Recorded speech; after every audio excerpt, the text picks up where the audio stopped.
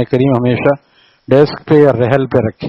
بہت سے لوگ پیر پہ رکھ کے پڑھتے ہیں، یہ ادب کے صریح خلاف ہے.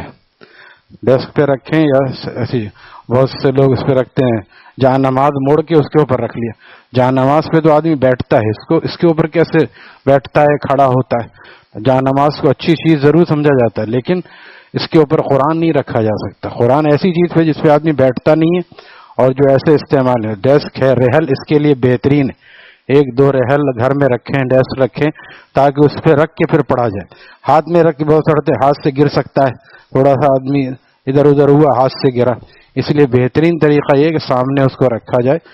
اور اس قرآن کریم کو چومنا اور سر پہ رکھنا یہ حضرت عمر رضی اللہ تعالی عنہما سے ثابت ہے. لہٰذا اس کو چومنا بھی چاہیے اور سر پہ بھی رکھنا. سر پہ رکھ کے حضرت عمر رضی اللہ تعالیٰ فرماتے تھے، ھذا کلام ربی ھذا منشور ربی، یہ میرے رب کا کلام ہے، یہ میرے رب کا منشور ہے، قانون ہے. اور اسی طرح روزانہ کوشش ہونی چاہیے، جس طرح ہم نے رمضان شریف میں پڑھا، ایک پارہ دو پارہ. حافظ جتنے حفاظ ہیں، حضرت ہردوئی رحمہ اللہ تعالیٰ فرماتے تھے ایک پارہ دیکھ کے پڑھیں اور ایک پارہ بغیر دیکھے ہوئے. نمازوں میں پڑھیں، اوابین میں، اشراق میں، نہیں تو چلتے پھرتے کہیں بھی پڑھیں. اگر ایسا کریں گے تو سال کے بعد رمضان میں زیادہ محنت نہیں کرنی پڑے گی، قرآن پاک تازہ رہے گا. ہوتا یہ ہے کہ چھوڑ دیتے ہیں، پھر جو ہے رمضان میں گلا خراب ہو جاتا ہے، اتنا زور لگاتے ہیں کہ گلا خراب ہو جاتا ہے. سارے سال اگر پڑھیں ایک پارہ دیکھ کے اور ایک پارہ بغیر دیکھے ہوئے، تو ایک تو مہینے میں 2 قرآن ختم ہوگا، اور سال میں کتنے ختم ہوں گے؟ 12 مہینے میں 24 قرآن ختم ہو جائیں گے. تو اور عام آدمی کے لیے 1 سپارہ ہے وظیفہ، 1 سپارہ ہے قرآن کی تلاوت. قرآن کی تلاوت سے صرف اللہ کی محبت ہی میں اضافہ نہیں ہوتا، بلکہ رزق میں بھی برکت ہوتی ہے، اور اخلاق بھی بہتر ہوتے ہیں، کیونکہ قرآن اللہ کا کلام ہے. اس سے بے شمار فوائد ہیں. خوشبو لگا کے اور اچھی حالت میں آدمی کو چاہیے پڑھے، ایسی جگہ نہ پڑھے جہاں بدبو آ رہی ہے. یہ سب قرآن کے آداب ہیں. سجدہ تلاوت آئے تو فوراً کر لے. سجدہ تلاوت میں بعض لوگ کھڑے ہو کے ہاتھ اٹھاتے ہیں، ہاتھ نہیں اٹھانا ہے. اللہ اکبر کہہ کے سیدھے سجدے میں چلے جانا ہے. کھڑے ہو کے اللہ اکبر کہے، سیدھے سجدے میں چلے گئے، سجدہ ہو، پھر کھڑے ہو جائیں، اللہ اکبر کہہ کے 3-5 مرتبہ سبحان ربی الاعلیٰ کہہ کے. اگر بیٹھے بیٹھے کرنا ہے تو بھی یہ قرآن کو وہیں رکھا، ڈیسک پہ رکھا، رحل پہ رکھا، سجدہ کر لیا، پھر پڑھنا شروع کر دیا. دوسرا طریقہ یہ بھی ہے کہ اس وقت میں نہ کیا، جب تلاوت ختم کر لی پھر سجدہ کر لیا. اور یہ بھی اس میں بھی گنجائش ہے کہ سارے سجدے یا کئی سجدے ایک ساتھ کر لیے، لیکن اس میں بھول جانے کا امکان ہوتا ہے. اس لیے جب پڑھے فوراً کر لے تو سب سے اچھا ہے، نہیں تو تلاوت کے بعد فوراً کر لے. اور سجدہ تلاوت جیسے ابھی نفل جائز نہیں ہے، کوئی بھی نفل پڑھے گا گناہ ہوگا. فجر کے بعد فوراً اشراق سے پہلے تک اور عصر سے مغرب تک نفل پڑھنا گناہ ہے، ناجائز ہے. لیکن سجدہ تلاوت اس وقت میں کرنا بھی جائز ہے، کیونکہ سجدہ تلاوت واجب ہے، مستحب نفل نہیں ہے. اسی طرح قضاء عمری نماز پڑھنا بھی جائز ہے. تو قرآن کریم کا ادب کرنا چاہیے. بعض لوگ اس کے اوپر دوسری کتابیں رکھ دیتے ہیں. قرآن کریم پر کوئی بھی کتاب اس کے اوپر رکھنا جائز نہیں ہے، کیونکہ یہ سب سے اللہ تعالیٰ کی سب سے عالی شان کتاب ہے. اس پر حدیث شریف، بخاری شریف رکھنا بھی جائز نہیں. لہذا کوئی اردو کتاب، کوئی بھی کتاب رکھنا جائز نہیں. جب بخاری شریف رکھنا جائز نہیں تو پھر کون سی کتاب جائز؟ یہاں تک کہ ہمارے اکابر اس کا بھی اہتمام کرتے ہیں کہ سادہ جو قرآن ہے، قرآن سادہ، ایک ہوتا ترجمے والا، تو سادہ کے اوپر بھی ترجمے والا نہ، اس میں اردو زیادہ ہے تو ترجمے والا نیچے ہو اور سادہ والا اوپر ہو. یہ سب اہتمام، جتنا ادب کریں گے اتنا اس کی محبت آئے گی، اتنا اللہ تعالیٰ خوش ہوتے ہیں جو قرآن کا ادب کرتا ہے. حضرت معاویہ بن جاہمہ سے روایت ہے کہ میرے والد جاہمہ جناب رسول اللہ صلی اللہ علیہ وسلم کی خدمت میں حاضر ہوئے اور عرض کیا کہ میرا ارادہ جہاد میں جانے کا ہے اور میں آپ سے اس بارے میں مشورہ لینے کے لیے حاضر ہوا ہوں. آپ نے ان سے پوچھا کیا تمہاری ماں ہیں؟ انہوں نے عرض کیا ہاں ہیں. آپ نے فرمایا تو پھر انہی کے پاس اور انہی کی خدمت میں رہو، ان کے قدموں میں تمہاری جنت ہے. وہی والی بات ہے کہ اور کوئی اولاد نہیں ہوگی، اس لیے جو ہے آپ نے فرمایا، کیونکہ مدینہ شریف چھوٹی سی بستی تھی، سب کے حالات ایک دوسرے کو معلوم تھے، ان کے کتنے بچے ہیں، ان کے کتنے نہیں ہیں، تو یہ سب معلوم تھا، اس لیے بعضوں کو یہ بتایا، ہر ایک کو نہیں بتایا، بعضوں کو یہ بتایا۔ یعنی یہاں بھی یہ بتانا مقصد ہے کہ والدین کی خدمت اتنی زیادہ عظمت والی چیز ہے، اتنی زیادہ ثواب والی، کہ اگر جہاد فرض نہ ہو اور اس والدین کو ضرورت ہو خدمت کی، تو وہاں پہ خدمت کرنے میں زیادہ ثواب ملے گا۔ ہم عائشہ صدیقہ رضی اللہ تعالی عنہ سے روایت ہے کہ نبی علیہ السلام نے فرمایا، میں سویا تو میں نے خواب میں دیکھا کہ میں جنت میں ہوں، وہیں میں نے کسی کے قرآن پڑھنے کی آواز سنی، تو میں نے دریافت کیا، یا اللہ، یہ کون اللہ کا بندہ ہے جو جہاں جنت میں قرآن پڑھ رہا ہے؟ تو مجھے بتایا گیا یہ حارثہ بن نعمان ہے۔ ماں باپ کی خدمت اور اطاعت شعاری ایسی ہی چیز ہے، ماں باپ کی خدمت اور اطاعت شعاری ایسی ہی چیز ہے۔ نبی علیہ السلام نے اپنا یہ خواب بیان فرمانے کے بعد فرمایا، حارثہ بن نعمان اپنی ماں کے بہت ہی زیادہ خدمت گزار اور اطاعت شعار تھے، یعنی اس عمل نے ان کو اس مقام تک پہنچا دیا کہ جناب رسول اللہ صلی اللہ علیہ وسلم نے ان کو خواب میں دیکھا، ان کی آواز سنی، جنت میں وہ تلاوت کر رہے ہیں۔ حضرت عبداللہ بن عمر رضی اللہ عنہ سے روایت ہے کہ ایک شخص جناب رسول اللہ صلی اللہ علیہ وسلم کی خدمت میں حاضر ہوا اور عرض کیا کہ حضرت میں نے ایک بہت بڑا گناہ کیا ہے، تو کیا میری توبہ قبول ہو سکتی ہے اور مجھے معافی مل سکتی ہے؟ آپ نے پوچھا تمہاری ماں زندہ ہے؟ اس نے عرض کیا کہ ہاں۔ اس نے عرض کیا کہ ماں تو نہیں ہے۔ آپ نے فرمایا تو کیا تمہاری کوئی خالہ ہے؟ اس نے عرض کیا کہ ہاں خالہ موجود۔ آپ نے فرمایا تو اس کی خدمت اور اس کے اچھا سلوک کرو، اللہ تعالیٰ اس کی برکت سے تمہاری توبہ قبول فرما لیں گے۔ توبہ بھی کرنی ہوگی لیکن اس کی خدمت کرو۔ توبہ کیا ہے؟ گناہ پر دل سے نادم اور پشیمان ہونا۔ توبہ کیا ہے؟ گناہ پر دل سے نادم اور پشیمان ہو کر معافی مانگنا، آئندہ گناہ سے بچنے کا ارادہ کرنا، تاکہ اللہ کے غضب اور اس کے عذاب سے بچ جائے جس کا وہ گناہ کی وجہ سے مستحق ہو چکا ہے۔ اور توبہ کی قبولیت یہ ہے کہ اللہ پاک اس کو معاف فرما دے اور اس سے راضی ہو جائے۔ یوں تو سارے ہی اعمال صالحہ میں یہ خاصیت ہے کہ وہ گناہوں کے گندے اثرات کو مٹاتے ہیں۔ کوئی گناہ ہو جائے، آدمی صلاۃ توبہ پڑھے، 2 رکعت صلاۃ توبہ کیسے پڑھے؟ 2 نفل پڑھنا ہے، نیت صلاۃ توبہ کی کرنی، بس پھر اللہ سے معافی مانگنا، یا اللہ معاف کر دیجیے۔ مفتی تقی صاحب دامن برکاتہم لکھتے ہیں اس کو 1 ڈے سروس روزانہ بنا لیں، جو ہم سنت کے بعد عشاء کی نماز عام دنوں میں پڑھتے ہیں، ابھی تو تراویح ہے، عام دنوں میں 2 سنت کے بعد 2 نفل، پھر 3 وتر، پھر 2 نفل پڑھتے ہیں۔ اس ترتیب سے زیادہ بہتر ترتیب یہ ہے، کیونکہ یہ کوئی مسنون ایسا نہیں ہے، بلکہ زیادہ ترتیب آپ علیہ السلام کی یہ تھی کہ آپ اکثر سنت پڑھ کے آرام فرمایا کرتے تھے، یا کوئی کام ہوتا وہ کرتے، پھر آپ آخر رات میں 2 ڈھائی بجے 3 بجے اٹھ کر پھر نفلیں پڑھتے، 8 رکعت نفل، 3 رکعت وتر، بعض روایت میں 10 رکعت نفل، 3 رکعت وتر، تو یہ آخر رات میں پڑھتے۔ تو یہ اس اصل سنت کیا ہوئی کہ نفلوں کو پہلے پڑھنا، وتر کو بعد میں پڑھنا۔ بعض روایت میں آپ نے یہ بھی فرمایا کہ آپ وتر کو اپنی آخری نماز بناؤ۔ تو ہم کیا کریں، 2 سنت جو عشاء کی پڑھتے ہیں، اس کے بعد 2 نفل پڑھ لیں، اس میں نیت کریں صلاۃ توبہ کی، اور اس کے بعد 2 صلاۃ حاجات کی، پھر اللہ سے معافی مانگیں کہ یا اللہ میں نے صلاۃ توبہ پڑھی ہے، آج نہیں بلکہ بلوغت سے اب تک کے جتنے گناہ میں نے کیے آپ سب معاف فرما دی۔ اللہ تعالیٰ سب معاف فرما دیتے ہیں، اللہ تعالیٰ کے خزانے میں کوئی کمی نہیں، لہذا روزانہ پھر آدمی پاک صاف ہو جائے گا، اور پھر صلاۃ حاجات پڑھ کے اپنی حاجات مانگ لیں، جو میری ضروریات ہے، 5-10 منٹ مانگیں، بس نفس اس موقع پہ ساتھ نہیں دے، جلدی بھاگنا ہے، کوئی کام یاد آ جاتا ہے یہ کرنا ہے، وہ سب کام ہو جائیں گے، جس دن ہم مر جائیں گے اس دن بھی دنیا چل رہی ہوگی، لہذا کام سے کہہ دو کام ہوتا رہے گا، ہمیں اللہ تعالیٰ کو اتنا وقت دینا ہے۔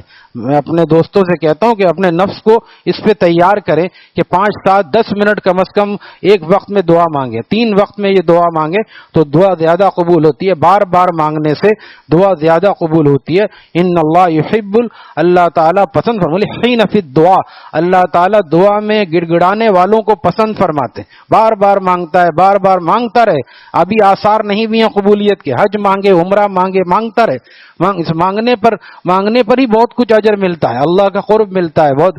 الدعا نبود مراد عاشقاں جز سخن گفتن بہاں شیری دہاں، دعا جو ہے وہ عاشقوں کی مراد پوری ہونے کا نام نہیں ہے، بلکہ دعا میں بندہ اللہ سے درخواست کرتا ہے، یا اللہ میرا کام امام بنا دیجئے، اس سے وہ اور اللہ کا مقرب ہوتا چلا جاتا. تو دعا کو عبادت سمجھ کے کریں. اور اسی لیے عرض کر رہا ہوں کہ 2 سنت پڑھی، 2 نفل، اب کتنا ہوتا ہے آپ دیکھیں. اگر ابھی 8:45 نماز ہے، آپ دیکھیں گے 9:15 بجے کوئی بھی نمازی نظر نہیں آئے گا، جبکہ 10 منٹ میں تو امام صاحب نماز پڑھ، 15 منٹ میں اکثر 9:10 پہ یعنی 25 منٹ میں اکثر مسجد خالی ہونے لگتی، 2-4 رہ جاتے ہیں بڑے بوڑھے، کوئی بہت ہی عبادت گزار. تو اگر آخری وقت ہے رات کا، کون سے کراچی والا 12 بجے سے پہلے سوتا ہے، 11 بجے سے بہت جلدی سوتا ہے کوئی 11 بجے، تو کیا کرنا ہے جا کے آدھا گھنٹہ امام کی 10 منٹ کی نماز کے بعد ہم اپنے نفس کو پابند کریں کہ ہمیں آدھا گھنٹہ کم از کم بیٹھنا ہے. اب بیٹھنا ہے تو کچھ نہ کچھ تو کرنا ہی ہے، لہذا اس میں ہم تسبیح صحیح سے پڑھیں اور اس میں دعا صحیح سے مانگیں. 2-4 رکعت کے سے زیادہ بھی 6-8 رکعت بھی پڑھ سکتے ہیں، یہ ضروری 4 ہی، 4 کم سے کم بتایا جا رہا ہے، 8 رکعت بھی پڑھ سکتے ہیں. تو ہی ناداں چند کلیوں پر قناعت کر گیا، ورنہ گلشن میں علاج تنگی دامہ بھی ہے. ہم چاہیں تو ہم بڑے درجے کے ہاتھ رکھو نا میاں، بار بار بتاتے ہیں ایک ہی بات. ہم اقبال کا شعر ہے، تو ہی ناداں چند کلیوں پر قناعت کر گیا، ورنہ گلشن میں علاج تنگی دامہ بھی ہے. آپ دیکھیے پینٹ شرٹ والوں کا دامن کتنا چھوٹا ہوتا ہے، اتنا سا یوں گول سا ہوتا ہے نا چوک، ہمارا دامن کتنا بڑا ہے کرتے کا. آدمی چاہے تو اپنا دامن خود بڑھا لے. مطلب کیا ہے، صرف 5 نمازیں، ابھی 5 میں ہی مشکل ہے آپ کہہ رہے. آدمی چاہے جیسے میں بتاتا رہتا ہوں، سورہ یاسین پڑھیں، لا الہ الا اللہ کی تسبیح پڑھیں، درود شریف، استغفار، اتنی دیر میں اشراق کا وقت ہو جائے گا، اتنی دیر میں اشراق کا وقت ہو جائے گا. چاہے گھر جا کے پڑھیں چاہے مسجد میں پڑھیں، اشراق پڑھ لی. اب چاہے تو آدمی چاشت بھی پڑھ سکتا، چاہے تو اپنی بندگی کو کتنا بڑھا سکتا ہے آدمی. اس کے بعد جائے زور تک کمائے، کوئی کام نہیں ہے، لیکن ہر کام سنت کے مطابق کرے. پھر رات میں مغرب کے بعد اوابین ہے، 2 سنت کے بعد 2 نفل اور پڑھ لیا. اوابین پڑھنے والوں میں 12 سال کا آدمی چاہے تو بیٹھے بٹھائے، کوئی الگ سے کام نہیں کرنا، اللہ کا اعلیٰ درجے کا ولی بن سکتا ہے. عشاء کے بعد تہجد، یہ کم درجے کی ہے جو شروع رات میں، کبھی آنکھ کھل جائے 4 بجے تو بہت اچھا ہے، جیسے ابھی رمضانوں میں ساتھی پڑھ رہے ہیں ماشاءاللہ. لیکن دیکھنا یہ ہم اللہ سے مانگیں، آج آخری دن بھی ہو سکتا ہے رمضان شریف کا. یا اللہ جس طرح آپ نے رمضان میں کوئی بھی نماز ہماری قضا نہیں ہوئی الحمدللہ فجر کی، عید کے بعد بھی قضا نہ ہو. اگر عید کے بعد قضا ہونے لگی تو پھر ہم نے کیا کمایا. دکانداروں سے پوچھیے اتنا کما رہے ہو تم، جگہ نہیں ہے، کھڑے ہونے کی جگہ نہیں ہے، بعض دکانوں میں اتنا رش ہے. چلے جائیں ہارون، ٹریفک جام ہے، تو کتنا کما رہے ہو تم. 1 لاکھ کی جگہ 10 لاکھ تقریباً ایسا ہوتا ہے، 1 کا 10 آدمی کماتا ہے، ریٹ بھی بڑھا دیتے ہیں خوب. تو اس کے بعد تو تم 11 مہینے آرام کرو گے نا، پھر اگلے رمضان میں آؤ گے شعبان کے آخر.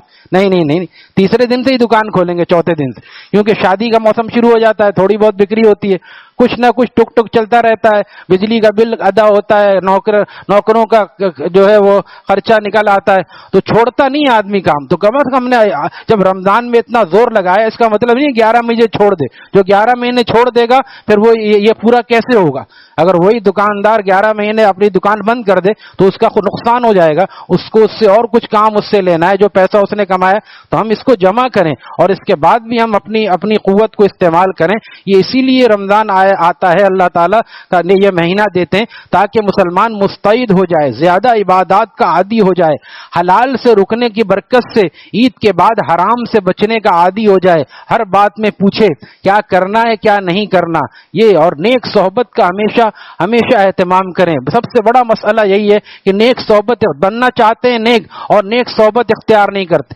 بننا چاہتے ہیں ڈاکٹر اور اسکول کالج نہ جائے، بن سکتا ہے. وہ آرٹس میں CD گریڈ میں میٹرک تو کر سکتا ہے، لیکن وہ ریگولر جب تک نہیں ہوگا، جب تک انجینئر ڈاکٹر نہیں بن سکتا. اچھی ڈگری کے لیے اچھی تعلیم کی ضرورت ہے، اور اچھی تعلیم کے لیے اسکول اور کالج میں پنکچوئل ہونا ضروری ہے کہ وہاں آدمی پابندی کے ساتھ جائے. پھر جو آپ دیکھیں جو لوگ کہتے ہیں نا دین پہ چلنا بہت مشکل ہے، اسی لیے مشکل ہے کہ صحیح سے چلتے نہیں ہیں. جو صحیح سے پڑھتے نہیں، کہتے ہیں بھائی 40 نمبر کا کام کر لیا نا، 33 نمبر آ جائے گا بس کام ہو جائے گا، کوئی مسئلہ نہیں، پاس ہو گئے نا، کہہ تو سکیں گے میٹرک ہے. یہ کافی ہے بتائیے؟ یہ اچھا حوصلہ ہے؟ یا وہ ہونا چاہیے کہ 100 نمبر کا کام ہم کریں گے اور 90 بھی آتا ہے تو پریشان ہوتے ہیں کہ ہم نے تو 100 نمبر کا کام کیا تھا، ہم نے تو سب صحیح کام کیا تھا. لیکن ہوتا ہی اساتذہ کی عادت تھوڑا کاٹ کے 90 دے دیتے ہیں. تو اعلیٰ حوصلہ کریں تو ہم سب اعلیٰ درجے کے ولی اللہ بن سکتے ہیں. تعلیم میں کتنے لوگ پیچھے رہ گئے، ایسا ہوتا ہے 5% کم آئی، میڈیکل میں داخلہ نہیں ملا، اس نے اپنا رخ بدل لیا. ایسا کتنا ہوتا ہے. ولایت میں اللہ کے ایسا کوئی نہیں ہے کہ وہ رہ جائے گا کیونکہ اس کے اندر یہ قابلیت نہیں تھی. قابلیت نہیں چاہیے، مقبولیت چاہیے. یہاں مقبولیت لگا رہے آدمی، لگا رہے. غریب بھی اللہ کا ولی ہو سکتا ہے، امیر بھی اللہ کا ولی ہو سکتا ہے، گورا بھی ہو سکتا ہے، کالا بھی ہو سکتا ہے، سید بھی ہوتا ہے، جولاہا بھی اللہ کا ولی ہو سکتا ہے. مفتی تقی صاحب نے یہ روایت نقل کی ہے اصلاحی خطبات میں کہ جس کا عمل اس کو پیچھے کر دے. غور سے سنیے، بہت سے لوگ سید بن کے بڑے اعتراتے ہیں ہم سید ہیں، تو تمہارا اس میں کیا کمال ہے؟ تم نے کچھ کام کیا تھا کہ میں سید میں پیدا ہوں؟ اللہ نے پیدا کر دیا، شکر ادا کرو. سید کو تو اور زیادہ متقی پرہیزگار ہونا چاہیے، وہ آل رسول ہے، آل رسول ہے. میں کہتا ہوں کوئی آئے اور کہے میں گل احمد کا پوتا یا نواسا ہوں، اور آئے کس میں 70 بھی پرانی والی ہے چائنا والی سائیکل میں آئے اور کہے میں گل احمد کا یا آدم جی جو ہے بڑا گزرا انشورنس میں اس کا نواسا، آپ کیا کہیں گے کہ بھائی یا تو اس کا نام نہ لو یا اپنی حالت درست کرو. جب سید ہیں تو سید کو سید کی طرح ہونا چاہیے، آل رسول کو آل رسول کی طرح ہونا چاہیے. لہذا یہ نہیں چلے گا. تو فرماتے ہیں مفتی تقی صاحب یہ روایت نقل کرتے کہ جس کا عمل اس کو پیچھے کر دے اس کا نسب اس کو آگے نہیں بڑھا سکتا. حدیث شریف ہے، جس کا عمل اس کو پیچھے کر دے، یعنی نمازیں چھوڑ رہا ہے اور گناہ کر رہا ہے اور سمجھ رہا ہے میں سید ہوں میں جنت پہ جاؤں گا، جس کا عمل اس کو پیچھے کر دے اس کا نسب اس کو آگے نہیں بڑھا سکتا. نسب سے نجات نہیں ملتی بلکہ عمل سے نجات ملتی. عمل سے زندگی بنتی ہے، جنت بھی جہنم بھی. یہ خاکی اپنی فطرت میں نہ نوری ہے نہ ناری ہے. ابھی کلمہ پڑھ لے کافر ابھی جنتی شمار ہو جائے گا، اور خدا نہ خواستہ مسلمان کوئی ایسی گڑبڑ کرے الٹا کوئی کام کرے کہاں سے کہاں پہنچ جائے گا. تو اپنی صحبتوں کو ہم درست کریں. دیکھیں ہماری صحبت، المرء علی دین خلیلہ، آقا نے فرمایا صلی اللہ تعالی علیہ وسلم المرء علی دین خلیلہ فلینظر احدکم من یخالل. ہر آدمی اپنے گاڑھے دوست کے دین پر ہوتا ہے. گاڑھا دوست کون ہوتا ہے؟ جس کے لیے دوسرے کو چھوڑ دے آدمی. اب دو میں کمپیریزن ہوا کہہ رہے میرے ساتھ رہنا ہے اس کا، اب جو اس کے زیادہ تعلق ہوگا اس کے ساتھ رہے. ووٹنگ میں کیا ہوتا ہے؟ اس پارٹی کو ووٹ دیں گے یا اس پارٹی کو، جس سے زیادہ تعلق ہوتا ہے اس کو ووٹ. تو ایک طرف شیطان ہوتا ہے ایک طرف رحمان ہوتا ہے. ہمارا ووٹ کہاں ہونا چاہیے؟ المرء علی دین خلیلہ، ہر آدمی اپنے گاڑے دوست کے دین پر ہوتا. فلینظر، بس تم میں سے ہر آدمی دیکھ لے کہ تم میں تمہارا گاڑا دوست کون ہے. فلینظر احدکم من یخالل، کہ تمہارا گاڑا دوست، اور ہمارا گاڑا دوست تبلیغی جماعت کا ہے آپ چلا لگانے چلے جائیں گے. وہ کسی اللہ والے کا مرید ہے آپ بھی وہاں جا کے مرید ہو جائیں گے. اور وہ سیاسی کارکن ہے پارٹی کا تو آپ بھی پارٹی میں چلے جائیں گے. وہ تھرکتا ہے گانے پہ آپ بھی ویسا کرنے لگیں. دوستی کا بڑا اثر ہوتا ہے. 19واں پارہ اٹھائیے، زیادہ لمبا قصہ نہیں، غور سے سنیں. وَيَوْمَ يَعَضُّ الظَّالِمُ عَلَى يَدَيْهِ يَقُولُ يَا لَيْتَنِي اتَّخَذْتُ مَعَ الرَّسُولِ سَبِيلًا. پڑھیں اس کو اور دیکھیں اس کی تفسیر معارف القرآن میں مفتی شفیع صاحب کیا لکھ رہے ہیں. وہ بدبخت تھا عقبہ ابن ابی معیط، ویسے بھی دشمنوں میں تھا اور تنگ بھی کرتا تھا آپ کو، لیکن ایک ہوتا تھا امیر آدمی تھا. سفر پہ گیا، سب کو بلایا، اس نے سب کو بلایا دعوت پہ، اور نبی علیہ السلام کو بھی بلایا، حضور علیہ السلام کو بھی بلایا، اور کہا کھانے پہ آئیے گا. آپ بھی تشریف لے آئے. تو جب کھانا شروع ہونے لگا، ابھی کھانا کھایا نہیں تھا، فرمایا میں تمہارا کھانا جب کھاؤں گا عقبہ، میں تمہارا کھانا کھاؤں گا لیکن تم کلمہ پڑھو گے تب کھاؤں گا. کوئی ایسا کرے تو اس سے کام لے. یہیں پہ ایک نمازی تھے، تو اب یہاں سے چلے گئے علاقہ، جو گھر نیا بنایا سیٹ ہو گئے، اور یہی اور نمازیں پڑھے فجر میں نہیں آتے. یعنی تمہاری دعوت کرنی ہے امام صاحب، تمہاری دعوت کرنی ہے کیونکہ ہم نے نیا گھر لیا ہے، میں نمازی ہوں. میں نے کہا میری ان نمازیوں سے گاڑی دوستی ہوتی جو فجر پڑھتے ہیں، آپ فجر میں نہیں آتے. میں سب دیکھتا رہتا ہوں کون آتا ہے کوئی نہیں آتا. تو آپ 1 مہینے فجر میں آئیے، پھر میں آپ کے گھر میں حاضر ہوں گا. وہ بھی آئے، میں بھی گیا. اب یہ اس سے کیا ہوا؟ فائدہ ہوا نا. اگر ہم فوراً چلے جاتے تو کھانے پینے والے پیر نہیں ہیں ہم، بلکہ کوئی کام لینا چاہیے. آقا نے وہاں پہ کیا فرمایا کہ تم کلمہ پڑھو میں تمہارا کھانا کھاؤں گا. تم اگر میرے دوست نہیں ہو تو میں تمہارا کھانا کھا کیا کروں گا؟ لہذا اس نے کلمہ پڑھ لیا. کیوں پڑھ لیا؟ مفتی شفیع صاحب لکھتے ہیں اس لیے کہ عرب کے نزدیک مہمان کا واپس لوٹ جانا رسوائی کی بات ہوتی تھی. ہمارے یہاں تو چلو اچھا ہے چلا گیا، وہ رسوائی کی بات ہوتی تھی. گانے بج رہے ہیں، کوئی آ گیا نیک آدمی، ارے بھائی یہ تو بہت مشکل ہے، آپ ذرا کونے میں بیٹھے. کیوں کونے میں بیٹھ جائیں ہم؟ تم نافرمانی کھلے عام کرو، ہم کونے میں بیٹھ جائیں؟ یا تو تم سنت و شریعت پہ عمل کرو تب ہم آئیں گے، ورنہ ہم نہیں آئیں گے. یہ سمجھ لیں، جو گناہوں کی شادی میں شرکت کرتا ہے وہ بھی گناہ گار ہے، ان کے ساتھ شامل ہے. یاد رکھیے مفتی شفیع صاحب نے شراب کے احکام میں اس بات کو لکھا ہے کہ جس مجلس میں محفل میں شراب چل رہی ہو، جس محفل میں شراب سپلائی ہو رہی ہو، وہاں پہ بیٹھ کے کھانا کھانا جائز نہیں ہے. اب بتائیے شراب اس ٹیبل پہ ہے، ہم یہاں کھانا کھا رہے ہیں بالفرض، بھائی وہاں سے تھوڑی شراب اڑ کے آئے گی. جبکہ گانا کان میں گھستا ہے، تصویریں سب کی بن جاتی ہیں، تو اس میں کیسے جائز ہوگا؟ کیوں نہیں جائز ہے شراب؟ کیونکہ جس محفل میں اللہ کی نافرمانی ہو رہی ہے وہاں مسلمان کا رہنا جائز نہیں. آپ کھلا کو گا بھائی ہم معذرت چاہتے ہیں کیونکہ آپ کیا وہ شریعت کا پورا ہو نہیں سکتا لہذا ہم معذرت چاہتے ہیں. لہٰذا بہرحال آپ نے فرمایا تو اس نے کلمہ پڑھ لیا، اس بات پہ کلمہ پڑھ لیا ایک عزم کی وجہ سے اور ایک ہتک نہ ہو جائے اس لیے. پھر اس نے وہ جب بعد میں پتا چلا، جب دعوت ختم ہو گئی تو پتا چلا کہ یہ تو اس نے کلمہ پڑھ لیا. اس کا دوست تھا ابی بن خلف، شاید امیہ بن خلف کا بھائی ہوگا، وہ بھی بدبخت تھا جو نبی علیہ السلام کے ہاتھ سے مارا گیا. یہ ابی بن خلف تھا. تو اس نے کہا یہ دوستی تھی ان کی، گاڑی دوستی. یہ گاڑی دوستی کس سے تھی؟ کافر سے اور بدبخت سے. اس نے کہا تم نے کلمہ پڑھ لیا؟ سنا؟ کہا نہیں میں نے تو ایسے ہی دکھانے کے لیے پڑھا، ان کو کھانا کھلانا تھا ورنہ وہ نہیں کھاتے، میں نے اس لیے کہا نہیں میں ایسے نہیں مانوں. اب دیکھیے اس کی ضد اور اس کی عناد اور اس کی بدبختی. اس نے کہا میں نہیں مانوں گا. مفتی شفیع صاحب کے مارے قرآن دیکھیے، میں اپنی طرف سے کچھ نہیں کہہ رہا ہوں. جب تک تم جا کے ان کے منہ پہ تھوکو گے نہیں میں تمہیں اپنا دوست نہیں بناؤں گا. ناؤز باللہ. مفتی محمد شفیع صاحب ہمارے لوگ آداب والے ہیں، یہ لفظ نہیں لکھا. فرمایا اس بدبخت نے یہ کام کر بھی گزرا. وہ بدبخت یہ کام کر گزرا. پھر کیا تھا کافر تو تھا ہی تھا. یاد غزوہ بدر میں دونوں مارے گئے اور جہنم کے گڑھے میں دونوں گرے. یہ شان نزول ہے اس آیت کا. وہ یوم ظالم انگلیاں یوں کاٹ رہا ہوگا، یوں اپنی انگلیاں چبا رہا ہوگا اس میں کہ میں آج دوزخی ہو گیا. یوم یعض الظالم علی یدیہ یقول یا لیتنی اتخذت، کاش کہ میں رسول کو دوست بنا لیتا، کاش میں رسول کو اپنا ہمنشین دوست بنا لیتا. اور یا لیتنی کاش کہ میں فلم اتخذ فلانا خلیلا، دوسرے کو دوست نہ بناتا، اس بدبخت کو دوست. اب کہہ رہا ہے دوست نہ بناتا، اب تو جہنم میں آ گیا. یعنی جہنم میں جانے کے بعد کا یہ مکالمہ اللہ تعالیٰ پہلے سے بتا رہے ہیں.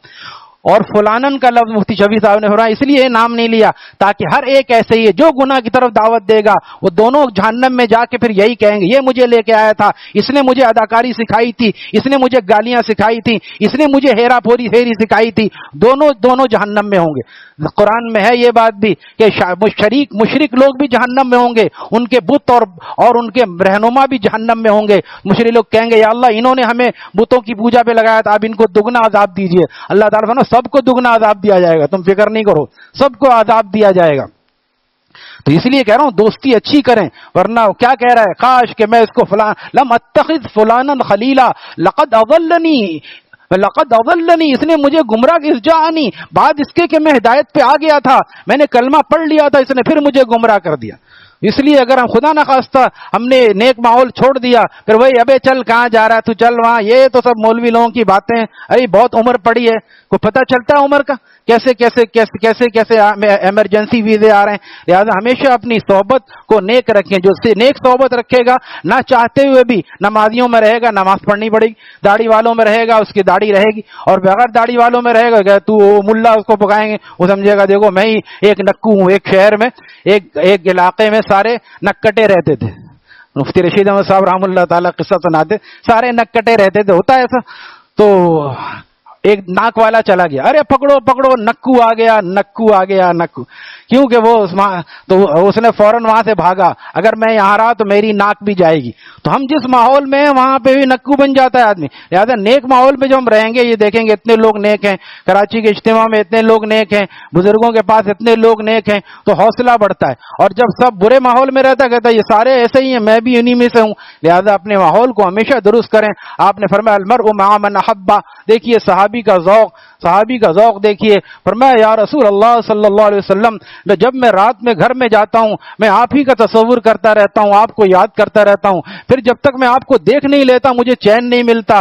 رات اس بات نے مجھے بے چین کر دیا، جگائے رکھا کہ جب اگر جنت میں ہم چلے بھی گئے آپ تو نبیوں کے سردار ہیں، آپ کا مقام تو سب سے بلند ہوگا، ہم تو کہیں نیچے پڑے ہوں گے. تو جنت میں جب آپ کی زیارت نہیں ہوگی تو ہمارا گزارا کیسے ہوگا یا رسول اللہ صلی اللہ علیہ وسلم. حورے ہیں، غلمان ہیں، سب کچھ ہے، آقا کی زیارت نہیں ہے تو کیا. سبحان اللہ. صحابی کا آپ خاموش رہے، آپ کے پاس جواب نہیں. اللہ تعالیٰ نے آیات نازل ہو وَمَن يُطِعِ اللَّهَ وَالرَّسُولَ، جو اطاعت کرتا ہے اللہ کی اور اس کے رسول کی، جو اللہ اور اس کے رسول کی اطاعت کرتے ہیں. وَمَن يُطِعِ اللَّهَ وَالرَّسُولَ فَأُولَٰئِكَ مَعَ الَّذِينَ أَنْعَمَ اللَّهُ عَلَيْهِمْ. اللہ تعالیٰ ان کو کسے انعام یافتہ لوگوں کے ساتھ رکھیں. فَأُولَٰئِكَ انعم, جن پر اللہ تعالیٰ کا انعام نازل ہوا. فَأُولَٰئِكَ أَنْعَمَ اللَّهُ عَلَيْهِمْ مِنَ النَّبِيِّينَ وَالصِّدِّيقِينَ وَالشُّهَدَاءِ وَالصَّالِحِينَ وَحَسُنَ أُولَٰئِكَ رَفِيقًا.